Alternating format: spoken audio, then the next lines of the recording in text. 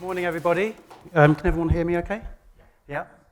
So, as Rui mentioned, my talk's going to be on the importance of prototyping, if I can go to the next slide. So in my talk today, I'm going to be talking a little bit about what is a prototype, why we should prototype, how to pick the right tool, because there are many, many tools on the market, and it can be a bit of a minefield out there trying to decide which one is suitable for a specific tool. The pros and cons of the tools that I use. Obviously, we can't use every single tool out there. I'm just going to pick the ones that I have experience in. And we're going to touch a little bit on the future prototyping tools that are emerging in the market. So a little bit about me. I have 12 years experience as a UI UX designer. I've been passionate about prototyping since 2013. And I have experience with many different prototyping tools, from Axure to InVision, Sketch to Figma, Webflow, Framer, Protopie, and a few more, which I'm going to talk about a little bit later. And if you want to get a little bit more information, you can find me lurking on various Discord channels. I do moderate the Framer Discord as well in my spare time. So what is a prototype? So a user interface prototype it's a hypothesis, really, for a specific design problem. And it converts your product from an idea to reality, demonstrating functionality. And of course, prototypes can take many forms: hand-drawn sketches, pieces of paper, single or multi-page printouts, static and interactive mock-ups in a tool such as Figma, or realistic and detailed prototypes using a high-fidelity prototyping tool. Now, obviously, the choice will vary greatly depending on the goals of the testing, the tools and resources available. And whichever tool you use, it will help you learn about the user's interactions and reactions so you can improve your designs. And I always like to refer to this quote here by Tom and David Kelly: "If a picture is worth 1,000 words, a prototype is worth 1,000 meetings." And there's this other quote here by Paul. I'm not sure how you spell his name, but consider spending less time talking and more time prototyping, especially if you're not very good at talking. So why should we prototype? Well, the COVID-19 pandemic has obviously dramatically accelerated the shift to digital. As teams have become more spread more widely across the world, they need a fast and effective way to communicate the product vision across different time zones. So it's become more and more important since the pandemic. And prototyping also encourages buy-in by communicating ideas more effectively, and it also demonstrates animation and behavior. And this can often be an afterthought in product design, but it is an important part of your product design language. So furthermore, certain behaviors, such as on-scroll, aspect ratio, device haptics, vibration, using a camera, it's often very hard to communicate using static mock-ups alone. And it could also be good for user testing, using user test tools such as UserZoom or Maze in order to gather fast feedback early in the product life cycle. Also cost. So obviously, because of the speed with which you can prototype, it is a cost-saving tool. So I always like to refer to this slide as well, which it was a report done on the state of prototyping in 2020. I don't know if you can really read that very well, but we can see that 53% of respondents felt that a prototype allows users to provide valuable feedback within the proper context. 44% felt that it brings the user experience to life, and 34% felt that it illustrates functionality to developers in ways in which screen specifications can't. So there's a nice quote here from Noel, I think his name is Noel Lyons, Chief Design Officer at Barclays. "We don't want to set developers working on something experimental. At Barclays, we do our experiments, learning, and exploration with prototyping."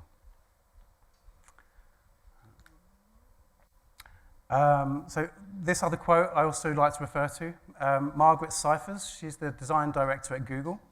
She says that prototypes are critical as we can test without full engineering or actual launchable code. It enables us to get quicker feedback at less cost. I don't know if you can read that little picture there, but Forrester estimates that for every $1 to fix a problem during design, it would actually cost $10 to fix the same problem during development, and it would cost $100 to fix the same problem after the product's release. So I think that's a really important point. If we'll go to the next slide. How many of you here have heard of the website nngroup.com? Okay, not surprisingly, not that many people actually. So I'd really recommend anybody that's interested in UI and UX and prototyping to check out this amazing resource. The guys that have started it have more than 40 years experience in the field of UX, and they have many useful articles about UX and prototyping. I believe they worked on the first Apple interface back in the day, back in the 80s. So yeah, please check it out. But on one of their articles, they carried out a survey of common deliverables for UX professionals. And you can see in the chart there that the top three are static wireframes, interactive prototypes, and flowcharts or activity diagrams. So what else have I got on there? Nothing. Yeah, I think that's it on this slide. So yeah, please check it out. I think when at the end of all these talks, I think we will have some slides with links where you can actually go away and check out some of this information.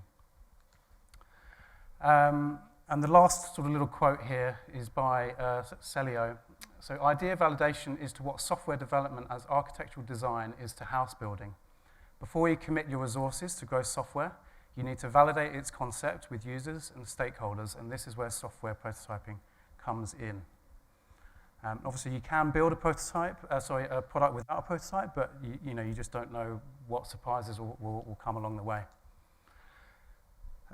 So, the big challenge is decision paralysis when you're looking at what tool should I use to prototype. This is just a snapshot of some of the tools available on the market today. We've got InVision, Principle, Marvel, Sketch, Balsamiq, Proto.io, Atomic, Dynaboard, Adobe XD. Some of these are sort of newer ones you may not have heard about. I'm going to be talking about some of these a little bit later, especially this one in the corner here called Play. InVision Studio doesn't really exist anymore, but yeah, as you can see, there's many, many tools on the market. How do we pick the most suitable one depending on the task? And I like to show this slide. This was a little logo that Rui shared with me earlier. And how do we know whether a tool that we use is going to be future-proof?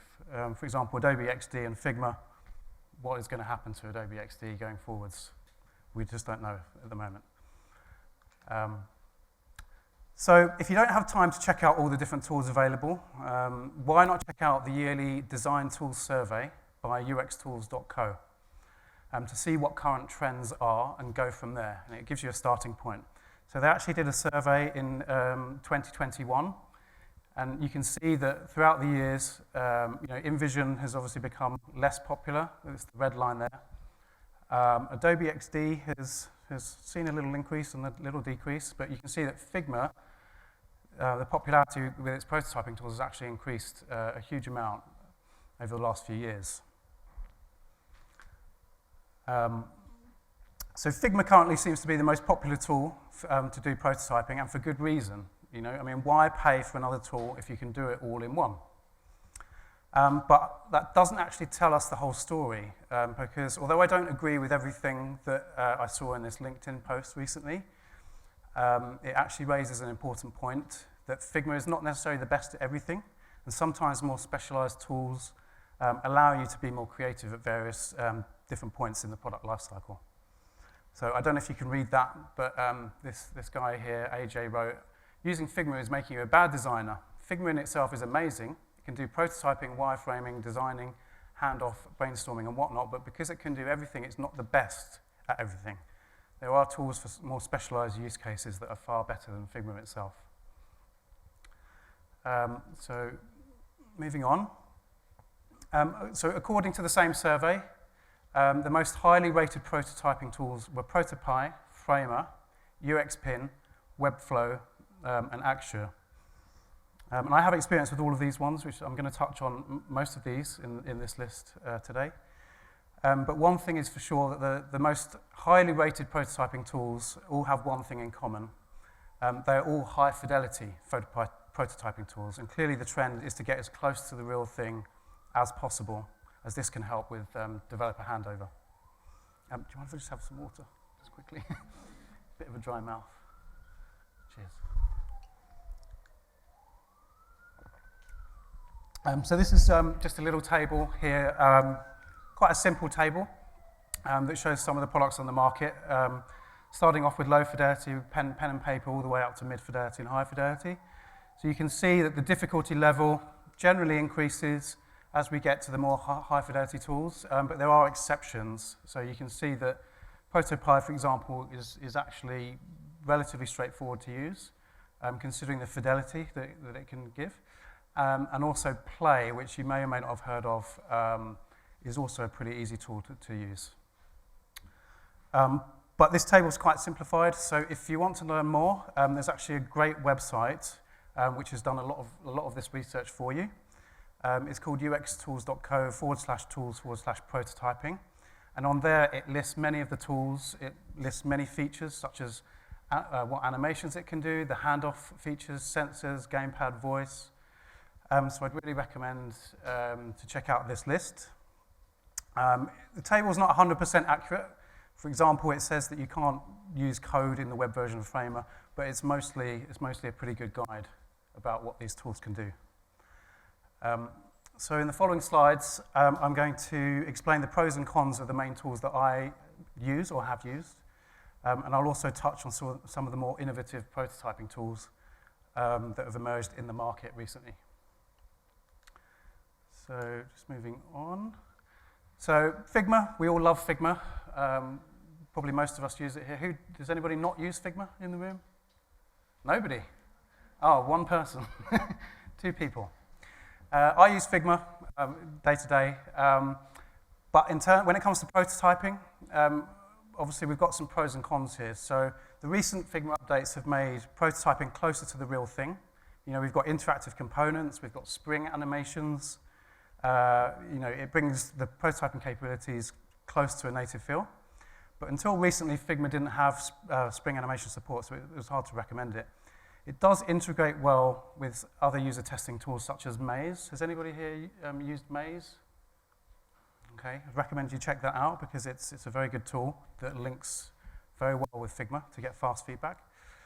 And you can usually find a plugin to extend Figma to do what you want. It has an amazing community, and obviously the price, everything's all included in one. So the only problem with Figma, if you're using it for prototyping, can be when you get to more complicated prototypes, you can get what this picture shows here, a lot of spaghetti, which can kind of, you know, throw you off guard a little bit and make it a bit hard to manage. It's not really especially optimized for responsive design and websites. And it's not necessarily ideal for more advanced interactions, which we'll come on to in a moment. So, Axure. Who here has used Axure? Anybody in the room? Oh, wow, 2 people.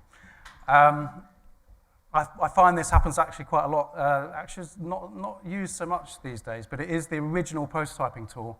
It was one of the first on the market, so obviously it's kind of like the Photoshop of prototyping tools. A little bit clunky, it does a lot of things, but it has great UX-focused tools built in, flow diagrams, customer journeys, wireframes, but quite importantly, you can put a lot of UX documentation in there, so you can tag components with documentation, useful for developers and stakeholders. And Axure has a feature called states, which actually makes it very, very easy to switch between different scenarios, and that's quite important. It also has a great set of pre-built components to prototype with, toggles, switches, and it has a Figma import. The only con, well, a few cons with Axure is that it's one of the most expensive tools on the market. It's not optimized really for responsive design. It kind of fakes it a little bit. But if you find an organization using Axure, you know, it's really worth getting to learn it a little bit just because of the depth of features that it has. So the next one, Framer. Does anybody here used Framer? Okay, a few people, not so many. Figma can be great for prototyping responsive websites, and the beauty of it is that you don't really have to know any code to do that, even though it is backed by code. So if you want to build and test quick, responsive sites, it's perfect for that. It has a great set of built-in components, a supportive and responsive Discord community. You can publish to with one click. And it's also great if you want to learn the language that your developers are using, which is more often than not, it's React. And it lets you, it means you can play around in code a little bit and experiment. The cons are that it is primarily a responsive web builder tool. It's not optimized for mobile prototypes, and I would say the prototyping features are kind of not the priority in this product at the moment. But it's still a useful tool in the right situation. Protopie. So how many people here have used Protopie? Not too many. Okay.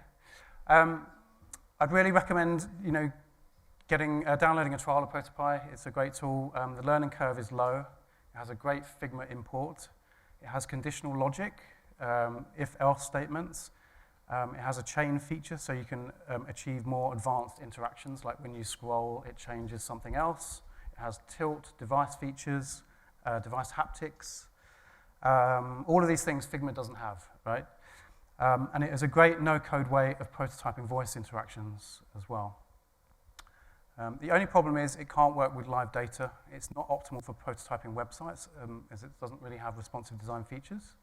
And conditional logic can be quite painful when trying to prototype certain scenarios. But if you want to get something a little bit more advanced with your prototyping that Figma just can't do, where you're finding limitations to Figma, check this one out. Webflow. So Webflow is a tool that is responsible for starting the no-code movement a few years ago. You can pretty much build any web layout that you want in it. It supports multiple modern CSS features such as Flexbox and CSS Grid. And you can prototype advanced interactions like on-scroll, in-view, and it supports Lottie. It has great community support, it works with real data, and it is one-click publishing. The only problem is when it comes to prototyping, because quite often you want a tool that can do things quickly. If you're not familiar with web technologies or sort of the box model, it can take a little bit of extra time to build something in that. And it doesn't have states, so you can't quickly set two different states of different scenarios and say, I click on that and it changes to another thing in an easy way. So it can't do magic transitions between states without custom code like Protopie can, Figma can, and Play can. And the animation workflow can get really unwieldy when you start adding more than a few interactions. So as long as you know these limitations, you can work around them. You just have to be aware of them and not get frustrated. It doesn't have a Figma import either, so you pretty much have to build things from scratch or copy your Figma files. But it can be worthwhile actually building a prototype in it because it's as close to the real thing as you can get because it's HTML and CSS. It can get expensive though. So what about Play? So Play is a really interesting new tool on the market. Has anybody heard of Play in the room? Okay, a couple of people. So Play actually is a really interesting entry into the prototyping space because it enables you to prototype directly on your phone using actual native UI components. It has a great Figma import. It has component states like Axure, so you can set two scenarios. You can, on tap, it can change to the state. You can animate on the scroll. All the advanced interactions and animations that you can do in some of the other tools, you can do in Play directly on your phone. So the animation and interactions have a much more native and slick feel compared to other tools because it's a native iOS app. And interestingly, AR prototyping is coming in their list of supported features. Now, the only problem with Play is it doesn't support Android as of yet. They have mentioned that they might support it in the future, but for now it doesn't. It's not able to export yet. It can't prototype for iPads or larger devices, only for mobile. And it can sometimes take longer to design things from scratch than Figma or other tools. So these are just a few quotes from Play, from one of the, I think the CEO of Play and one of the contributors to Play. Here's some of the benefits of Play and what makes it unique. Design with real iOS materials, use the same library of native elements and gestures that Xcode offers without writing any code. Live maps, input fields, haptics, switches, pickers, steppers, blur effects, etc. No more simulations and spaghetti artboards. What you create in Play is rendered with the same technology as an actual iOS app, and you have all the gestures and everything available. And this is a quote from one of the contributors to Play, one of the best and most ambitiously design-led products I've ever seen, and was lucky enough to briefly contribute to. And there's so many fundamental design tool software features that have had to be reimagined for these new form factors. So, the future of prototyping then. So what does the future of prototyping look like? So as I mentioned, Play has a grayed out section in their tool that mentions AR, so it's worth keeping an eye on. It's possible that we'll be able to prototype things in the medium to not so distant future, but what if we wanted to prototype AR or VR now? Well, there are already a few tools on the market, but many of them are actually really hard to learn. There's a couple mentioned on here, I don't know if you can see, but Protopie for VR, Halo, Unity, all of these are quite complex tools. You know, to get to know, you really have to dedicate a lot of time to learn some of this stuff, if that's what you're interested in. And this is a quote, I'm not actually sure who this quote is by, but the downside with the current tools is that everything takes a lot of time when compared to the time spent in usual prototyping tools for apps such as Sketch and Figma. You have to invest a lot of time with these tools at the moment. But if you're interested in checking out more about AR prototyping, Apple actually did a really, really good session. I'll link it in the PDF at the end, where you can actually download. There's some videos as well where they actually show you how you can very, very cheaply prototype in AR just using the phone camera. Okay. So what about other tools? Well, if you don't have much time and you're familiar with Figma, I'd really recommend checking this tool out. It's called Spline. It's relatively easy to learn if you know Figma. It's a great way to dip your toes into 3D. It has a great community, and who knows, you know, maybe this tool will become a tool where you can export to more different formats for AR, etc., and VR. And we've also got the Adobe Aero, which is in beta at the moment, where you can prototype augmented reality. So it might be worth keeping an eye on this one as well. I think that's it, actually. Yeah, that's the end.